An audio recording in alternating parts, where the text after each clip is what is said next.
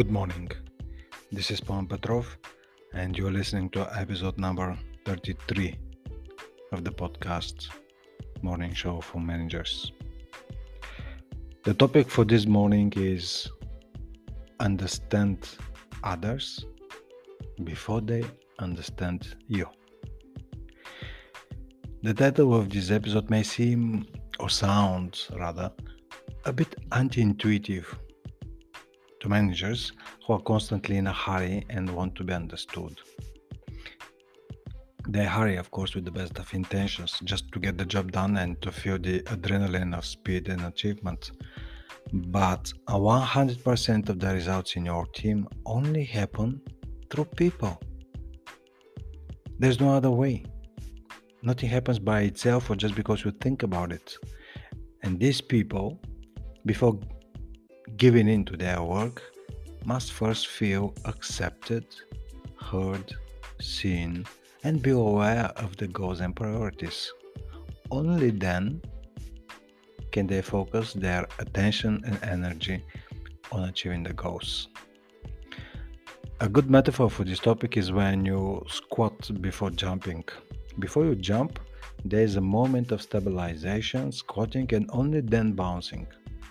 This jump stabilization is equal to your understanding of the people on the team with whom you are about to accomplish your goals, and only then their understanding of your vision. To build a bridge between your vision and its fulfillment, you inevitably need a team to help you, not a team to bother you. Sometimes teams naturally hinder and sabotage their managers. This is a normal reaction when people feel they are used as consumables. This does not mean that managers view them as easily replaceable parts, but they may be that maybe the feeling of the people, and that feeling depends only on them. Well, we must make some change if this feeling of consumables proves to be chronic. It is up to the manager not to ignore this sabotage by the team, hoping it will work out on its own. It is just a symptom of something that needs to be fixed. It can be a broken process that frustrates people, it can be the increasing pressure to do more with less, or it could just be that people are not in the right places anymore and need some kind of a job rotation. The state in which you have the right people in the right places is always a temporary situation. I will repeat this because this is very important. Because so often, myself included, once we get the right people in the right positions, it's like a breath of fresh air. We think we've done our job, but it's not really true. So the state in which you have the right people in the right places and positions is always temporary. It is only a matter of time before there is a change in the external environment, in the people on the team, or in yourself.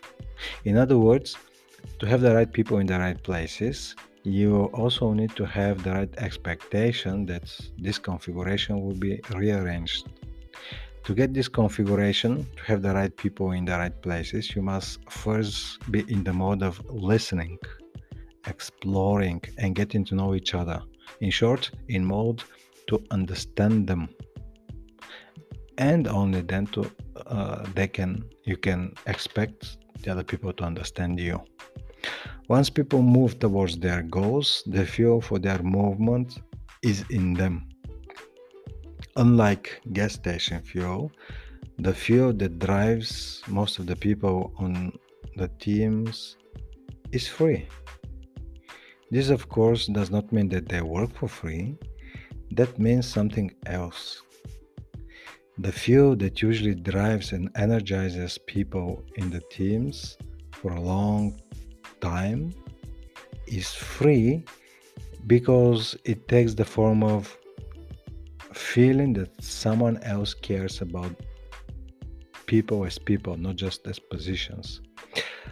Also, having a sense of belonging, taking pride in the work, having clear priorities.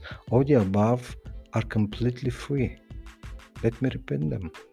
Feeling that someone else. So if you create a sense and a feeling that some in your people that feel that you care about them, if they have a sense of belonging, if they take pride in their work, if they have clear priorities, it's absolutely free to provide all of these motivators.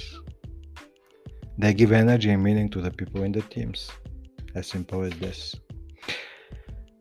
In this list, the emotional elements are little more than the rational ones. And they are in this sequence. When discussing engagement and motivation, managers switch mainly to a rational mindset, how to evaluate and compare performance, what the bonus system is, and so on and so on. But people are driven much more by emotional than by rational factors. And all these things that form the free fuel, you have a sense of this metaphor, the free fuel are the motivators. Feeling that someone else cares, pride in the work, etc., will not appear by themselves. They will emerge from people's communication with their managers. If these managers have the attitude to understand first, things happen very easily and naturally. Refueling with this free fuel, however, is not a one-time exercise. This charge also does not coincide with the monthly or quarterly job and career conversations. These conversations may go according to plan, but refueling requires a different daily effort.